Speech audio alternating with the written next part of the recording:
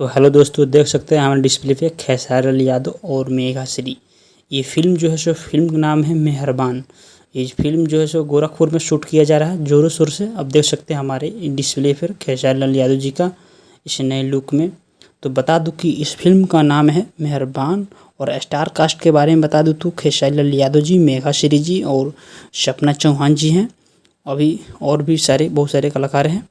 तो ये बहुत ज़ोर शोर से यानी कि कुश्मी में ये शूट चल रहा है खेसारी लाल यादव, ट्रेंडिंग स्टार खेसारी लाल यादव जी का।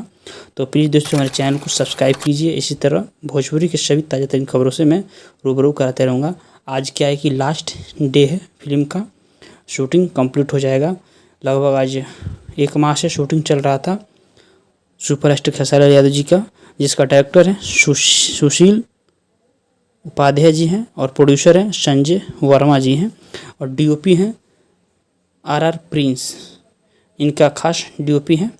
तो प्लीज़ दोस्तों हमारे चैनल को सब्सक्राइब कीजिए और शेयर कीजिए। धन्यवाद।